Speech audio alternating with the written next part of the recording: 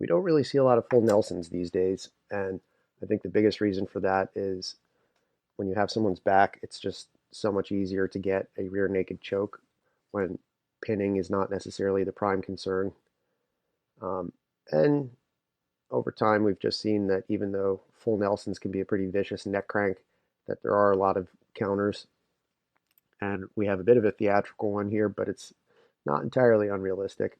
So Ed Strangler Lewis puts a full Nelson on Dick Shickat. Dick Shickat takes his arms in the only direction they can really go, which is up. And in taking them up, he does one of those classic wrestling head throws, both of his arms going up and around Ed Strangler Lewis's head, and then turns it into a hip throw. Now, he's low enough to the ground where Ed Strangler Lewis doesn't land on his feet, which is one of the things that usually happens when people do this throw in like combative situations in the rare moments when anyone actually tries it. Like in modern events, someone will usually just land on their feet. But since it's low enough to the ground here, it actually functions as a throw. One where the desired effect is achieved, the other player goes on the ground versus landing on his own feet. So part of the reason they use this head throw in a lot of stage combat is because it's reasonable for the person getting thrown to have a good chance of landing on their feet. That's why it works so well in stage combat.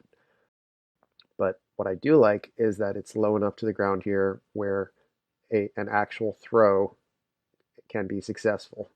And the arms already basically they're in place from being wedged out in the position that they are from the full Nelson. So full Nelsons do still work.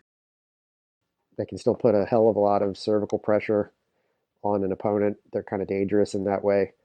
Um, and, to this day, it's still like it's something that I call bouncer-jitsu. You still see bouncers doing this sort of a move because it's a hold that you can do while keeping both people on their feet, meaning you can escort someone out in a full Nelson.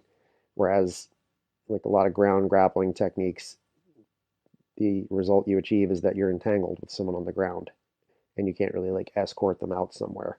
But full Nelsons are still just fine for escorting people out of buildings.